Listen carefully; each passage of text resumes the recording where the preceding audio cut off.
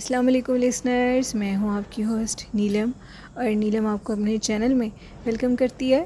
شروع کرتے ہیں آج کی ویڈیو اللہ پاک کا نام لے کر، جو انتہائی عالی رتبہ اور بہت جلیل القدر ہے۔ لسنرز، آپ سب لوگ کیسے ہیں؟ اور میں یہ امید کرتی ہوں کہ میں اپنے سبھی سننے والوں کے لیے یہ دعا کروں گی کہ میرے سبھی سننے والے ہمیشہ شاد اور آباد رہیں، آمین۔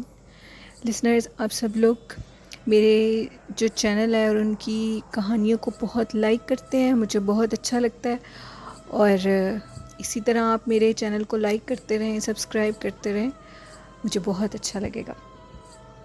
آج کی 2 سٹوریز ہمارے ساتھ شیئر کی ہیں میرے بہت اچھے بھائی کامران احمد نے، اور یہ جو بھی سٹوریز وہ ہمارے ساتھ شیئر کرتے ہیں وہ ان کی زندگی کے سچے خوفناک واقعے ہیں۔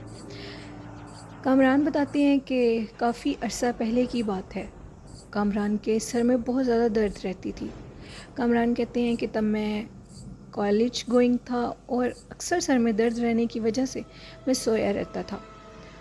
تو مجھے میرے گھر والوں نے پوچھا کہ تم اتنا کیوں سوتے ہو، تمہیں کیا ہے آخر؟ جس پہ میں نے ان کو بتایا کہ میرے سر میں بہت زیادہ درد رہتی ہے، جس کی وجہ سے میں ہر ٹائم سویا رہتا ہوں۔ انہوں نے کامران کو ڈاکٹر سے چیک کروایا اور سب رپورٹس آنے پہ پتہ لگا کہ کامران کو کچھ بھی نہیں ہے، وہ بالکل ٹھیک ہے۔ وہ کہتے ہیں کہ سر درد مسلسل رہتی تھی، سر درد جاتی نہیں تھی، اور میں بہت زیادہ پریشان تھا۔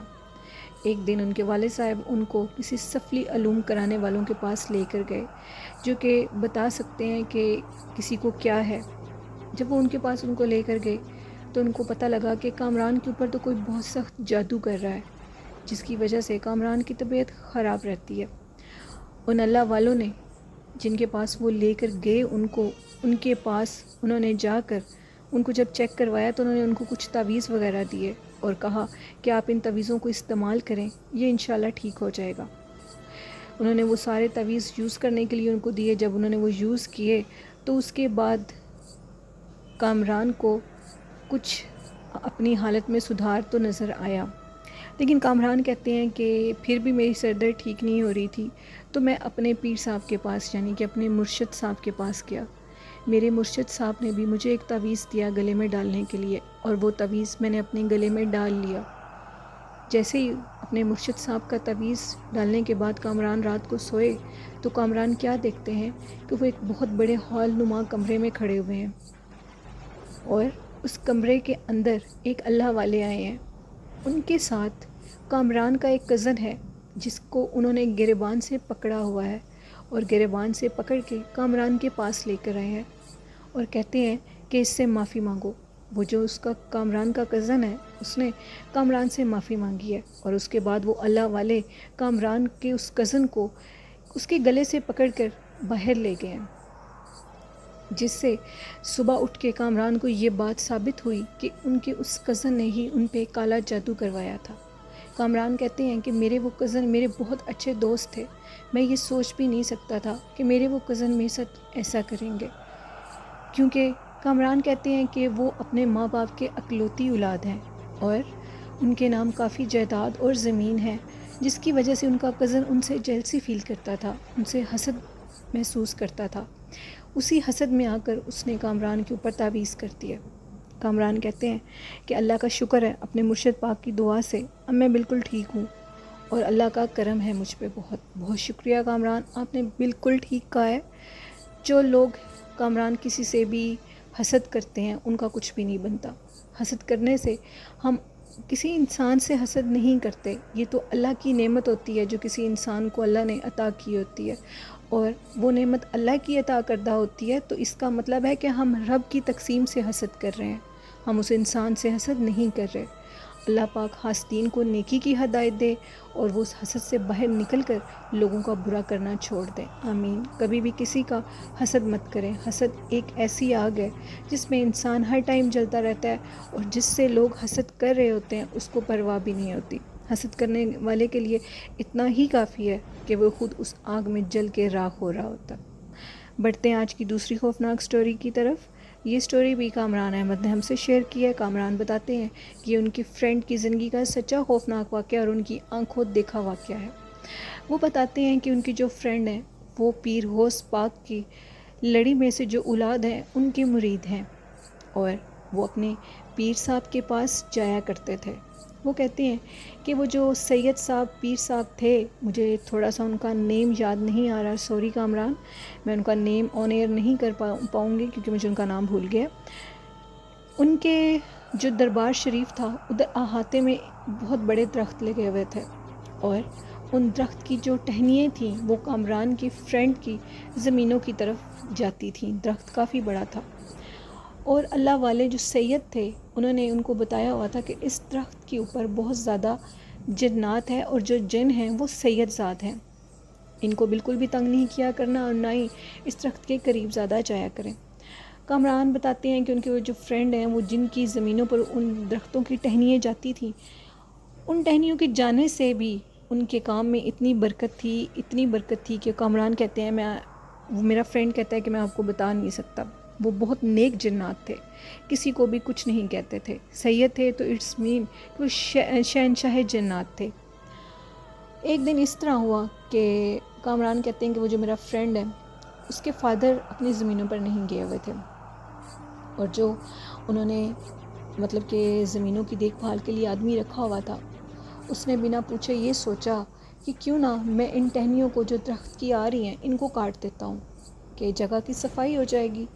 وہ اس چیز سے بے خبر تھا کہ اس درخت پہ کوئی اللہ والے جن زادے جو کہ سید ہیں وہ رہتے ہیں، کیونکہ انہوں نے خواب میں آ کر بتایا تھا کامران کے فرینڈ کو کہ وہ جن زادے ہیں اور سید زاد ہیں، اور اس درخت پہ رہتے ہیں اور ہر ٹائم عبادت کرتے ہیں۔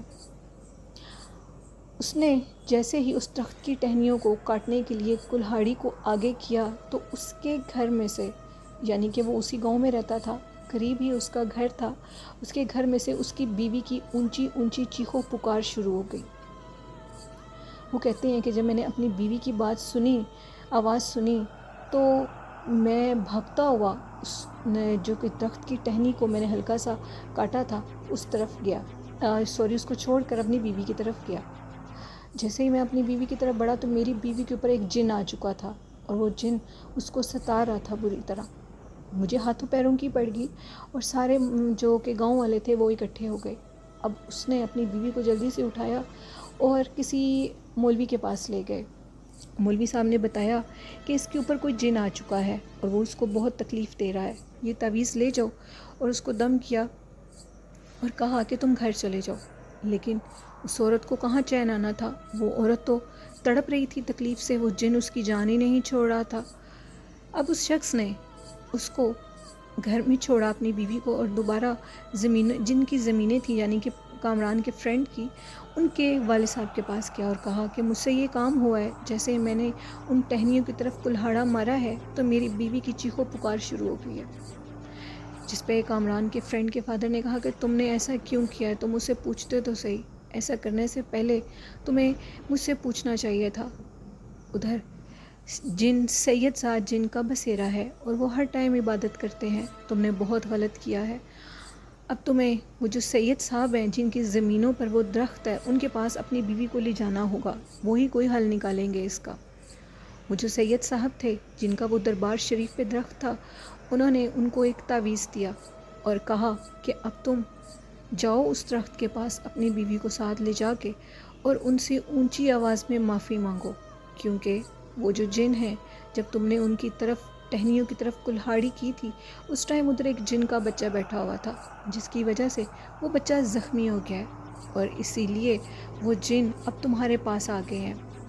اب تم اونچی آواز میں جا کر معافی مانگو اور اس کے بعد اللہ کا رنگ دیکھو۔ اس نے ایسا ہی کیا، اپنی بیوی کو اس نے گھر چھوڑا اور وہ کامران کے فرینڈ کے فادر کے ساتھ اونچی آواز میں درخت کے پاس جا کر اس نے اونچی سی معافی مانگی اور کہا مجھے معاف کر دیں، مجھ سے غلطی ہو گئی ہے، میں نہیں جانتا تھا کہ آپ اس درخت پہ رہتے ہیں اور میں نے یہ سب کچھ جان کر نہیں کیا۔ ابھی اس نے معافی مانگ کر وہ اپنے گھر کی طرف گیا، جیسے ہی وہ گھر گیا تو اس کی بیوی بالکل ٹھیک تھی، اور الحمدللہ کامران کہتے ہیں کہ اب تک اس شخص کی بیوی ماشاءاللہ بالکل ٹھیک ہے، اور اس کے بعد وہ جن اس کے اوپر نہیں آئے۔ تھینک یو کامران، آپ کی سٹوری بہت اچھی تھی۔